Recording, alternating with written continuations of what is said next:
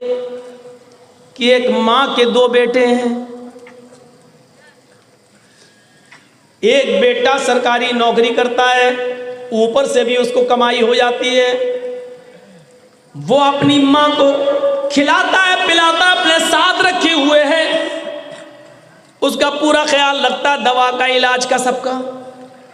लेकिन उस मां का दूसरा बेटा हाथों से कोढ़ी है, पैरों से लंगड़ा है, आंखों से अंधा है, बिस्तर पर पड़ा हुआ है। वो पेशाब भी बिस्तर पे कर रहा है, पायखाना भी बिस्तर पे कर रहा है, अपने हाथ से खा नहीं सकता है। जब तक मां उसको खिलाए नहीं, जब तक मां उसको पिलाए नहीं, मां जानती है कि ये मेरा बेटा मेरे किसी काम के नहीं है, कोई काम के लायक नहीं है। ये बड़ा भी है, बालिग भी हो चुका है, लेकिन फिर भी अपना पायखाना, अपनी लैट्रीन खुद साफ नहीं कर पा रहा है। ईमानदारी के साथ बताइए, क्या इस नाकारा और बेकार बेटे को बिस्तर पर पड़ा हुआ, जो माँ के किसी काम का नहीं है, क्या माँ इसका गला दबा के इसको मार डालेगी? क्या इसको जमीन में दफन कर देगी या इसको जहर देकर खत्म कर देगी? आप खुद इस बात का फैसला करें। नहीं करेगी माँ, बल्कि मैं अगर कहूँ तो आप गलत नहीं कह सकते। वो उस बच्चे से भी उतनी मोहब्बत नहीं करेगी जो उसको खिला रहा है, पिला रहा है, कमा के ला रहा है, उसके लिए कपड़े बनवा रहा है, दवा और इलाज का पैसा खर्च कर रहा है अपनी माँ पर। ये माँ अपने उस बच्चे से भी इतना प्यार नहीं करेगी जितना इस बच्चे से प्यार करेगी, मोहब्बत करेगी, क्योंकि वो जानती है कि अपाहिज है। वो बार बार पूछेगी, बेटा भूख तो नहीं लग रही है? पेशाब और पायखाना तक साफ कर देगी, बावजूद इसके कि बेटा बड़ा हो चुका है, लेकिन किसी काम का नहीं है, उसका हाथ काम नहीं कर रहा है। माँ ये नहीं देखेगी कि मेरा बेटा बड़ा है, हम इसकी शर्मगाह को कैसे छुएं। ये माँ की ममता है, माँ की मोहब्बत है। वो अपने बेकार बच्चे को भी धुलाएगी, नहलाएगी, साफ करेगी, खिलाएगी और पिलाएगी, सब कुछ करेगी। कांच के बर्तन की तरह इस बच्चे को कूड़ेदान में नहीं फेंक देगी, ये मार नहीं डालेगी। इस बच्चे के साथ माँ की ये मोहब्बत, माँ की ये ममता, ये क्या है? ये वही नेमत है अल्लाह ताला की जो उसने हमारे और आपके दिलों में वदियत कर दी है, पैवस्त कर दी है, घुसा दी है। ये मोहब्बत है, अल्लाह की नेमत है। कद्र करिए इस्लाम की।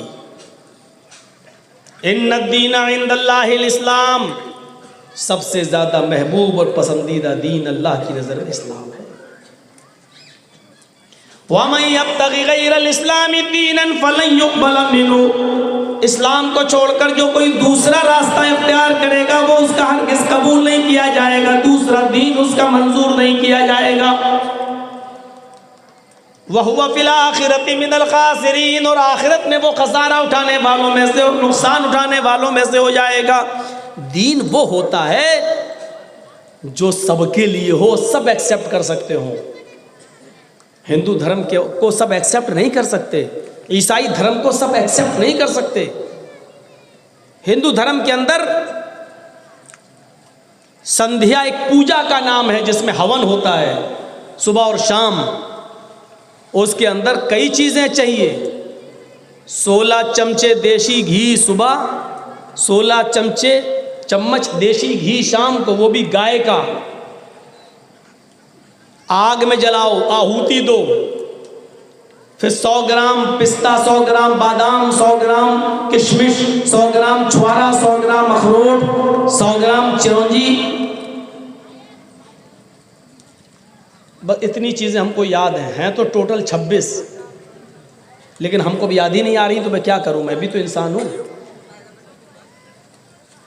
100 ग्राम काजू, 100 ग्राम बादाम, 100 ग्राम अखरोट, 100 ग्राम किशमिश, 100 ग्राम पिस्ता और 100 ग्राम चिरौंजी, 100 ग्राम मखाना, ये ड्राई फ्रूट में, और इसके अलावा 7 चीज़ें हो गई, और 16 चमचे देशी घी, 8 चीज़ें हो गई, टोटल मिला के 26 हैं।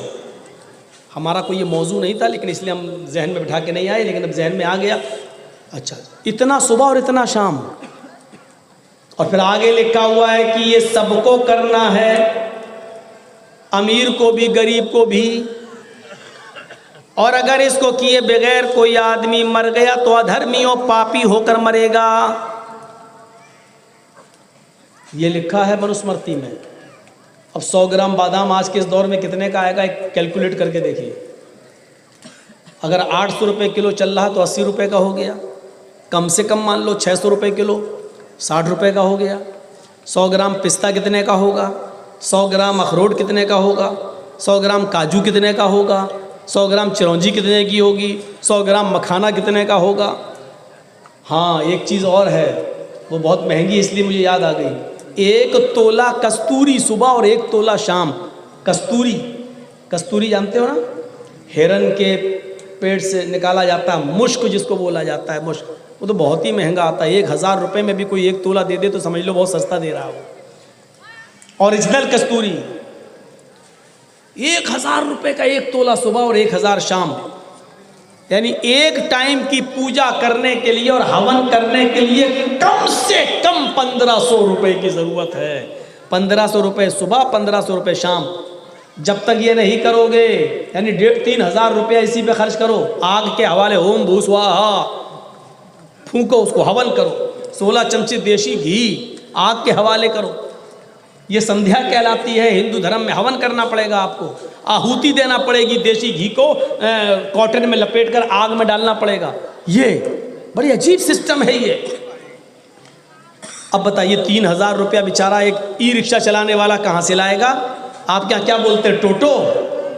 ये टोटो चलाने वाला कहाँ से लाएगा? लेकिन इसमें लिखा हुआ है कि यह अमीर को भी करना पड़ेगा, गरीब को भी करना पड़ेगा। मैं भारत में ही रहता हूँ, कहीं बाहर नहीं हूँ। डॉक्टर जाकिर नाइक की तरह मलेशिया नहीं गया हूँ। किसी हिंदू भाई को अगर मेरी इस बात पर संदेह और शक है तो केस करके, मुकदमा करके देख सकता है। मेरे भाइयों सुनो, कहां से लाए वो? ये अमीर को भी करना है, गरीब को भी करना है। और जिसने ऐसा नहीं किया वो अधर्मी होकर मरेगा। जब हम अधर्मी और पापी होकर मर रहे हैं, जहन्नमी होकर मर रहे हैं, तो भैया कौन आदमी हिंदू धर्म में एक्सेप्ट कर लेगा? नहीं कर पाएगा।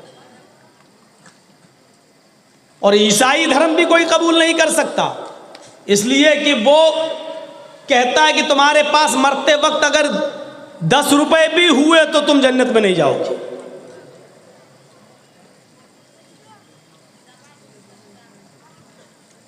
जीसस, ईसा अलैहिस्सलातु वस्सलाम का एक खास मुरीद था, खास चेला। ईसा अलैहिस्सलाम ने उससे कहा कि तेरे पास जितनी भी दौलत गॉड ने, अल्लाह ने तुझे दी है, जब तक तू सब गरीबों में ना लुटा दे तब तक तू स्वर्ग में, पैराडाइज में, जन्नत में नहीं जाएगा। वो कहने लगा भाई मैंने बड़ी मेहनत से कमाया तो सारा क्यों दे दूं मैं? अच्छा मैं आधा दे देता हूं गरीबों में। पितरस, उसका नाम पितरस है, जो ईसा का इतना ही गहरा दोस्त था जितना अल्लाह के रसूल के अबू बकर सिद्दीक। अल्लाह के रसूल ने अबू बकर सिद्दीक को कभी अपने से अलग नहीं किया, ऐसी ईसा ने पितरस को कभी अलग नहीं किया। पितरस कहता है कि मैं सारी दौलत क्यों दे दूं, मैं तो आधी दूंगा, आधी अपने पास रखूंगा। ईसा अलैहिस्सलाम ने सुई निकाली और सुई का सुराख दिखाते हुए कहा कि इस सुराख से ऊंट अगर दाखिल करो, एंटर करो तो क्या ऊंट चला जाएगा? पितरस ने कहा नहीं। ईसा अलैहिस्सलाम ने कहा ये तो आसान है कि ऊंट के सुराख से, सुई के सुराख से ऊंट चला जाए, ये तो मुमकिन है, ये तो हो सकता है, ये तो संभव है। लेकिन अल्लाह की जन्नत में कोई पैसे वाला चला जाए, अल्लाह की जन्नत में कोई अमीर चला जाए, ये संभव नहीं है। जब तक तुम सब कुछ नहीं लुटा दोगे गरीबों में, मिस्कीनों में, तब तक तुम जन्नत में नहीं जाओगे। तो एक आदमी भाई सारी दौलत क्यों लुटाने लगा? तो पता चला कि ईसाई होने के लिए पूरा गरीब होना ज़रूरी है और हिंदू होने के लिए अमीर होना ज़रूरी है। जब तक 3000 रुपये नहीं है पूजा के हवन के लिए तब तक आप धर्मी होकर मर नहीं, अधर्मी पापी होकर मर रहे हैं। और ईसाई होने के लिए सारी जितना कमाओ सब गरीबों में लुटा दो। मरते वक्त 10 रुपये भी तुम्हारे पास नहीं होना चाहिए। तो एक अमीर चाहता है दूसरा गरीब, लेकिन इस्लाम क्या है? इस्लाम दीन एअतिदाल है, मुअतदिल है। ये हर चीज में मियां रवि और एअतिदाल पसंद करता है। इसने कहा है कि इस्लाम की बुनियाद 5 चीजों के ऊपर है, लेकिन उसमें 2 चीजें ऐसी हैं जिसका ताल्लुक अमीर से है। गरीबों के लिए सिर्फ 3 ही चीजें हैं इस्लाम की बुनियाद में, कलमा, नमाज और रोजा। ये 3 चीजें कॉमन है सबके लिए। अब 2 चीजें और बची हैं, ज़कात और हज। ज़कात गरीबों से हटा दी गई, हज भी गरीबों से हटा दिया गया। ज़कात जब वो गरीब आदमी साहिब इस्तिताअत होगा, उसकी हैसियत होगी 7.5 तोले सोना, तकरीबन 85 ग्राम सोने का मालिक, 52.5 तोले चांदी, जब तक वो इन दोनों में से किसी एक या उनके मसावी पैसा, दौलत उसके बराबर और उस पर 1 साल गुजर गई हो, जब तक आपके पास इतना इस्तिताअत नहीं होती है, आपके ऊपर ज़कात फर्ज नहीं है। गरीबों को उससे मुस्तस्ना कर दिया गया है। ये नहीं कहा गया नहीं चोरी करके लाओ लेकिन दो। हज को भी उठा लिया गया है। हज जिंदगी में सिर्फ एक बार फर्ज है, और वो भी ये कह दिया गया अगर तुम्हारे पास वहां तक जाने की इस्तिताअत नहीं है, ताकत नहीं है, तो मत जाओ। ये नहीं कहा गया कर्जा लेके जाओ, ये नहीं कहा गया चोरी करके जाओ, और ये भी नहीं कहा गया कि मोटरसाइकिल मत मांगना अपने ससुर से। जब किसी की लड़की से शादी करो तो यही कह देना कि हमें हज करा देना।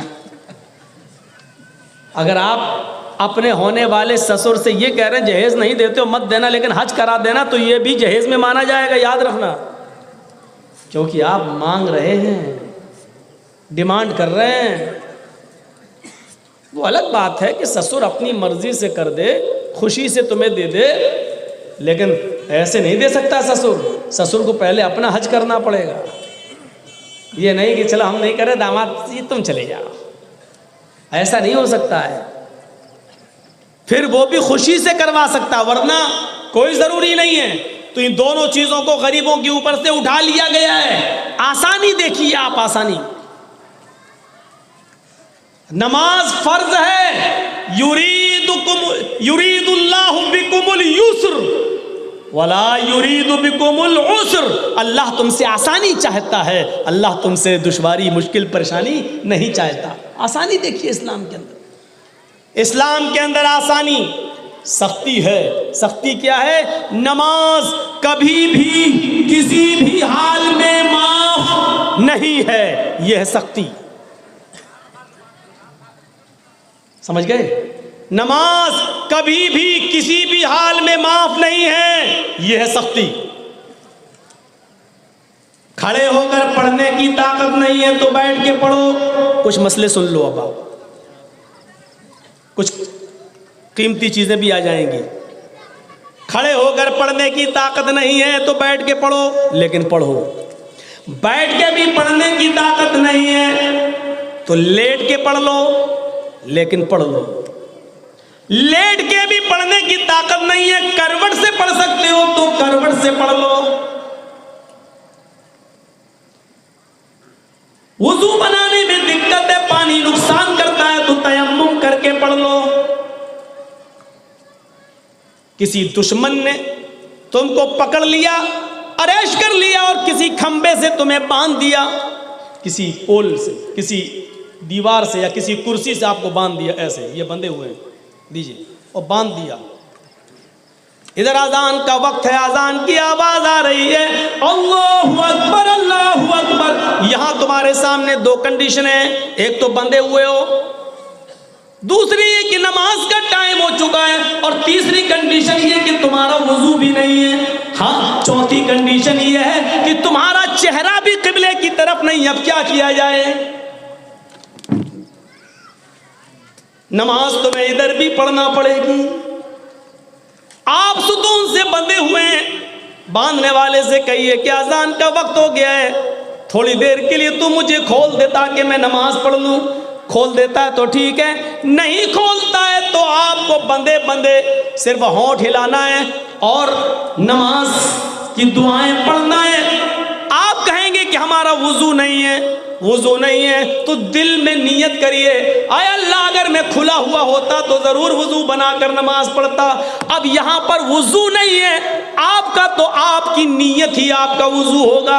आपको बंदे बंदे वुजू की नीयत करनी है और बंदे बंदे आपको नमाज पढ़ना है। किबले की तरफ आपका चेहरा नहीं है, लेकिन आपका चेहरा जिस तरफ भी किया जाए उसी तरफ आप अल्लाह के से इस बात की दिल में नियत कीजिए, अगर मेरा चेहरा किबले की तरफ होता तो किबले की तरफ रुक करके मैं नमाज पढ़ता। लेकिन चेहरा किबले की तरफ नहीं है, आपका चेहरा जिस तरफ है उसी तरफ रुक करके आपको नमाज पढ़ना पड़ेगी। हाथ पैर बंधे हैं फिर भी नमाज, वुज़ू नहीं है तो नियत करिए दिल में, फिर भी नमाज पढ़ना है। क़िबले की तरफ चेहरा नहीं है, जिस तरफ चेहरा है उसी तरफ रुक करके पढ़िए।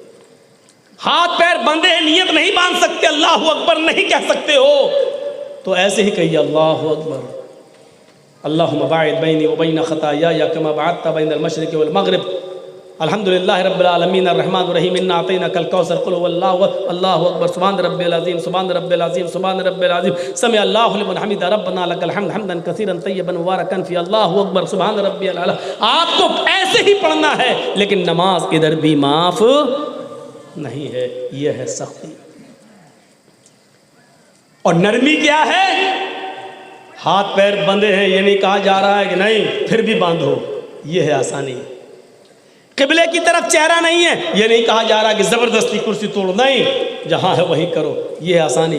वुज़ू के लिए पानी नहीं दिया जा रहा, नियत कर लो, ये है आसानी। तो अल्लाह ताला आसानी चाहता है, दुश्वारी नहीं, लेकिन नमाज इधर भी माफ़ नहीं। एक चीज़ और समझ लीजिए नमाज के ताल्लुक़ से, बहुत से लोग क्या करते हैं, जैसे जर्जी साहब नमाज़ पढ़ने आए, 2-4 रकात छूट गई या जमात हो गई, अब हम फ़र्ज़ नमाज पढ़ने लगे अकेले, अल्लाहु अकबर। एक आदमी वुज़ू बना के आया, उसने सोचा मौलाना जर्जी साहब नमाज़ पढ़ रहे हैं, वो हमारे पीछे आ गया, अब दूसरी जमात में हमारे पीछे खड़ा हो गया बगल में, अल्लाह। इस तरीक़े से पीछे से आकर बगल में खड़े होकर नमाज पढ़ना ठीक नहीं है, क्योंकि आपको ये नहीं मालूम कि मैं सुन्नत पढ़ रहा हूँ या फ़र्ज़ पढ़ रहा हूँ। चलो मैंने मान भी लिया कि मैं फ़र्ज़ पढ़ रहा हूँ, और आपको भी मालूम है कि जर्जीत साहब फ़र्ज़ पढ़ रहे हैं, मसलन मगरिब की नमाज़ हो गई, अब सुन्नत तो पढ़ेंगे नहीं, अब बाद में जो पढ़ रहे हैं जमात के बाद ये फ़र्ज़ पढ़ रहे हैं, आप खड़े हो गए, आपके लिए तरीक़ा ठीक नहीं है कि मेरे साथ खड़े हो गए, क्योंकि इमाम की रज़ामंदी ज़रूरी है। वो इमाम बनना चाहता भी है कि नहीं बनना चाहता है, और रज़ामंदी का ताल्लुक़ नमाज शुरू होने से पहले है। आपने नमाज पढ़ने से पहले मुझसे इमाम बनाने की इजाज़त नहीं ली, ना आपने मुझसे कहा कि आप नमाज पढ़ाइए।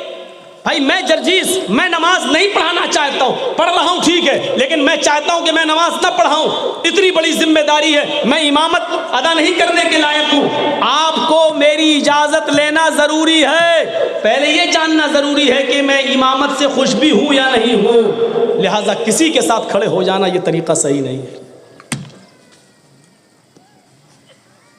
मैंने देखा है यहाँ की मस्जिदों में, इसलिए मैं बोल रहा हूँ। कभी कभी हमने अकेले नमाज़ पढ़ना शुरू की, हमने भी देखा हमारे साथ लोग खड़े, अल्लाह, मजबूरी में हमको फिर ज़ोर से पढ़ना पड़ा, हाँ ठीक है भाई क्या, लेकिन ये जानना ज़रूरी है। एक मस्जिद का इमाम है, आपकी मस्जिद के इमाम है, इनके पीछे आप नमाज़ पढ़िए, क्योंकि इनकी रज़ामंदी है और आप लोगों ने उनको इमाम मुतय्यन कर लिया है, ये इमामत पर राज़ी हैं और आप उनके पीछे नमाज़ पढ़ने पर राज़ी हैं, ये इमामत करेंगे ठीक है। लेकिन इनके इमामत के बाद, नमाज ख़त्म हो जाने के बाद मैं मस्जिद में पहुंचा, नमाज हो गई, अब मैं फ़र्ज़ नमाज़ पढ़ने के लिए अकेला खड़ा हो गया, आप वुज़ू बना के पीछे से आए, आप मेरे साथ खड़ा होना चाहते हैं, आप नहीं खड़े होंगे, आप भी अलग नमाज़ पढ़िए।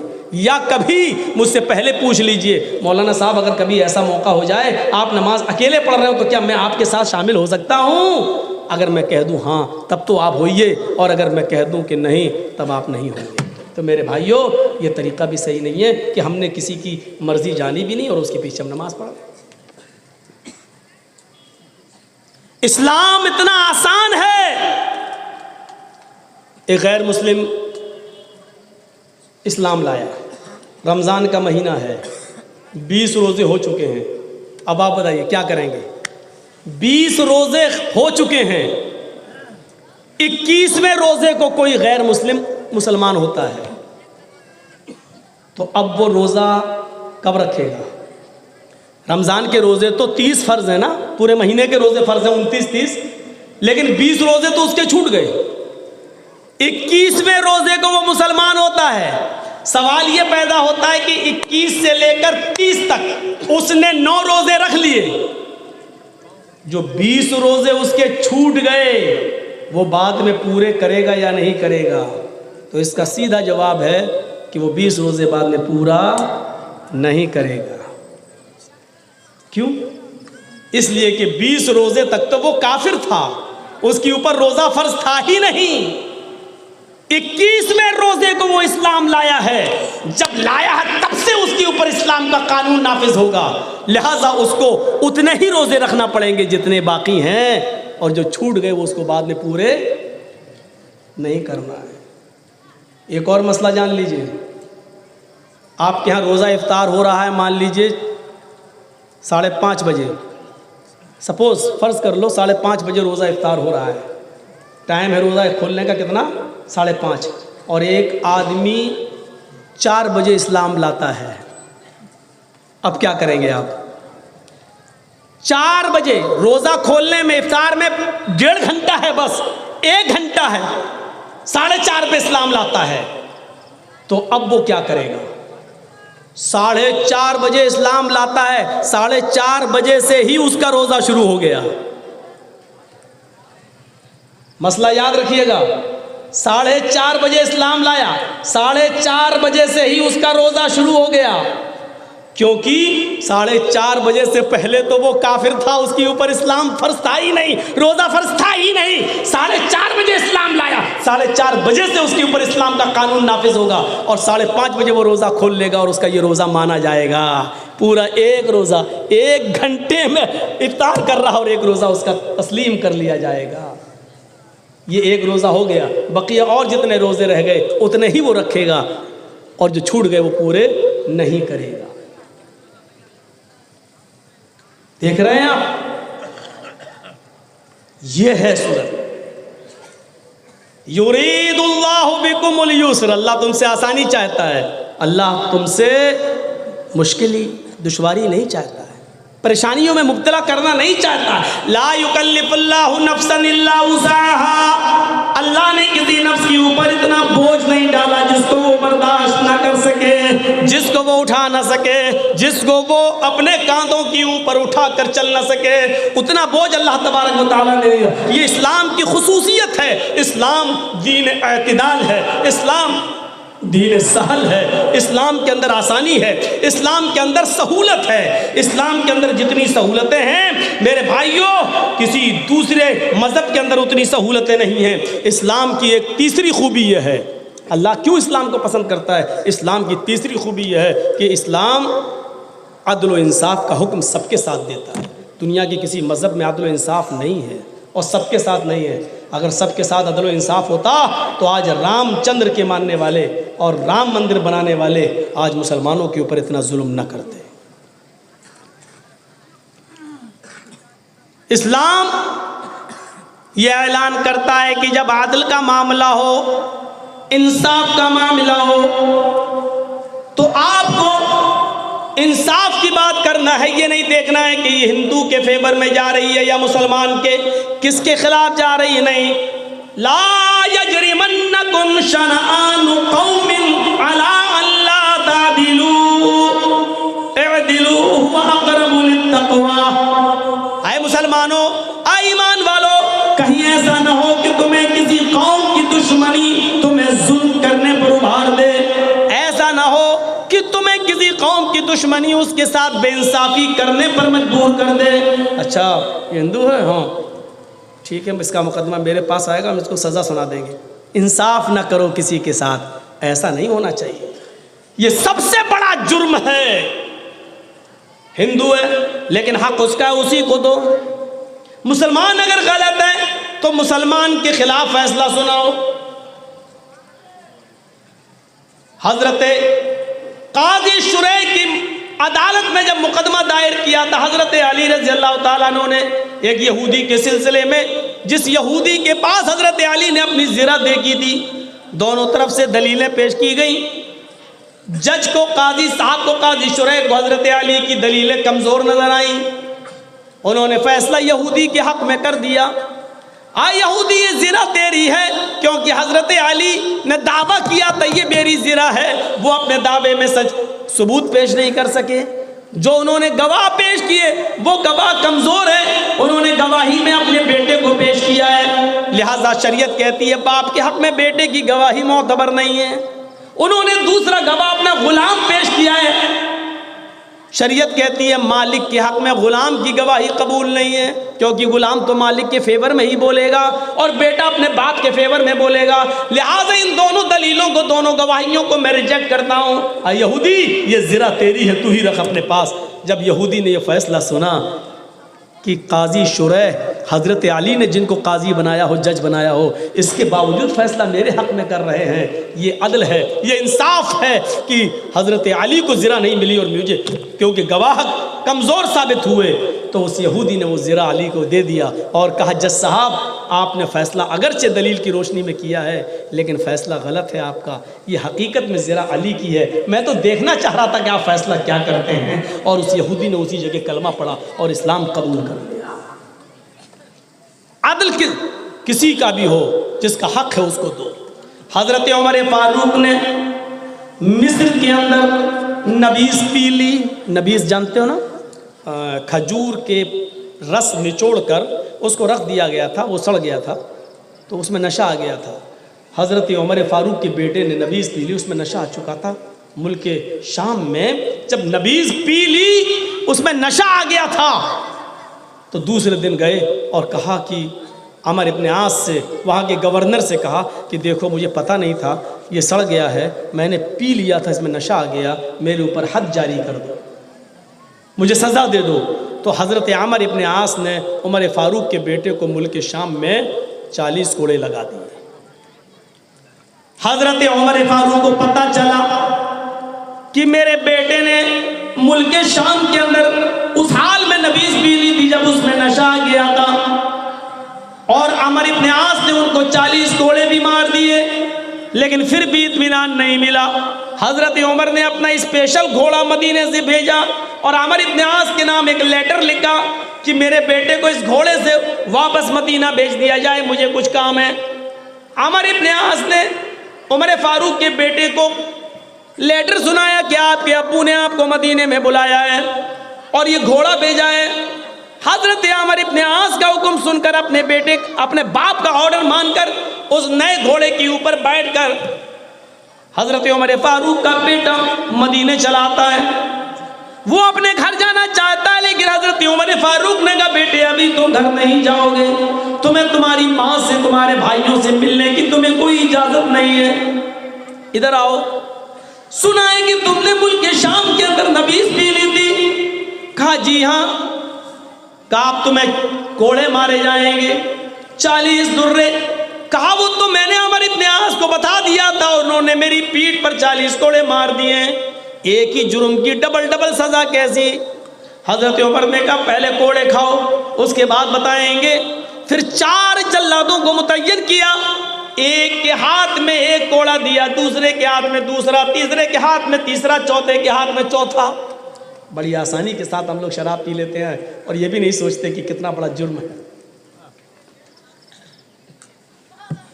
एक जल्लाद से कहा कि 10 कोड़े पहले मेरे बेटे की पीठ पे मारो, उसके बाद तुम्हारी ताकत कमजोर हो जाएगी, फिर तुम उतनी जोर से नहीं मार सकोगे, थक जाओगे, हलक हट जाओ। फिर दूसरा जल्लाद 10 कोड़े मारेगा, 10 मार के वो भी हट जाएगा। फिर तीसरा 10 मारेगा, वो 10 मार के हट जाएगा। फिर चौथा मारेगा। 4 लोगों से 40 कोड़े पूरी ताकत के साथ पड़वाए। बाद में बेटे ने कोड़े खाने के बाद, खून से लहूलुहान हो जाने के बाद कहा, अब्बू आपने मेरे साथ अन्याय किया है, जुल्म किया है, एक जुर्म की हमें डबल डबल सजा मिली है, वो भी अनजाने में मैंने नबीस पी ली थी जिसमें नशा आ गया था, और उसकी सजा मुझे मुल्क शाम में मिल गई थी। फिर आपने मुझे यहाँ कोड़े क्यों मारे? मुझे कोई एक ऐसी हदीस, कोई ऐसा वाकया बताओ कि एक ही जुर्म की सजा अल्लाह के नबी ने कभी डबल दी हो। हजरत उमर का जवाब यह था कि मेरे बेटे अमर इब्न आस ने जब तुम्हें कोड़े मारे, हाकिम है, वहां के गवर्नर है, उन्होंने कोड़े मारे, लेकिन मेरा दिल ये कहता है कि उन्होंने उतनी जोर से कोड़े नहीं मारे होंगे जितनी जोर से मारना चाहिए था, इसलिए कि उनके सामने उमर का बेटा है, अमीरुल मोमिनीन का बेटा है। उनके दिल में ये ख्याल आया होगा इस बेटे पर उतनी जोर से कोड़े ना मारे जाएं कि उसका खून निकल जाए, लहूलुहान हो जाए। मुझे अमर इब्न आस के ऊपर भरोसा नहीं है कि उन्होंने पूरी ताकत से तुम्हें कोड़े पड़वाए होंगे, तुम्हारी रियायत बरती गई होगी, इसलिए कि तुम अमीरुल मोमिनीन के बेटे हो, इसलिए जिसने भी कोड़े मारे होंगे उसने आहिस्ता या हल्के कोड़े मारे होंगे, इसलिए मैंने अपनी आंखों के सामने कोड़े पड़वाए ताकि आई मेरे बेटे अल्लाह रब्बुल आलमीन के सामने मैं सुरखरू हो सकूं और कह सकूं कि अल्लाह मैंने अपनी औलाद के साथ भी अदल से काम लिया, इंसाफ से काम लिया, मैंने अपनी औलाद के साथ भी कोई दगाबाजी नहीं की, कोई मैंने अकरबा परस्ती नहीं की है कि हमने उसकी रियायत की हो। अदल ये होता है। 40 कोड़े बेचारा मुल्क शाम में खाया और बाप ने सोचा ना इतनी ज़ोर से नहीं मारे होंगे, फिर यहाँ, और डर क्या था कि अल्लाह के हमें जवाब क्या दूंगा, अगर हल्के कोड़े खाए होंगे उसने तो क़यामत के दिन अल्लाह हमसे सवाल करेगा। उफ, हम कहाँ हैं? इस तकरीर के सुनने के बाद भी, शराब तो छोड़ो मौलाना साहब, अब तो हीरोइन चलती है, हीरोइन। आप अभी शराबी पे अटके हैं मौलाना साहब, हमारे इलाके में आके देखिए, यहाँ शराब अब कौन पीता है, यहाँ तो हीरोइन। नाम देखिए कितना खूबसूरत है, हीरोइन। शर्म आनी चाहिए, डरना चाहिए अल्लाह के अजाब से। तो इस्लाम दीन अदल है, इस्लाम दीन मसावात है। मसावात का जो दर्स इस्लाम देता है दुनिया के किसी मजहब के अंदर नहीं मिलेगा। क्यों? इस्लाम सबसे बेहतर है क्योंकि सब एक्सेप्ट कर लेते हैं। हिंदू धर्म को कौन एक्सेप्ट करेगा? जिसके वेद में ये लिखा हो कि ब्रह्मा जी ने अपने मुंह से ब्राह्मण को पैदा किया, अपने हाथों से छतरी को पैदा किया, अपनी रान से वेश को पैदा किया, अपने पैरों से शूद्र हरिजन को पैदा किया। जहां ब्रह्मा जी के मुंह से ब्राह्मण पैदा हो रहा हो, हाथों से छतरी ठाकुर पैदा हो रहा हो। ब्राह्मण जानते हो कौन है? जैसे राजनाथ सिंह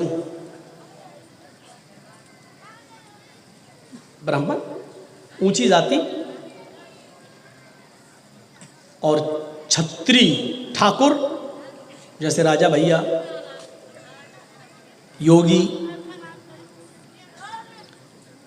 और वेद के मुताबिक ब्रह्मा ने अपने मुंह से ब्राह्मण को पैदा किया है और हाथों से छत्री ठाकुर को पैदा किया है, और ये था ये रान, इससे वेश पैदा हुआ है, और पैरों से शूद्र। डॉक्टर अंबेडकर, मायावती,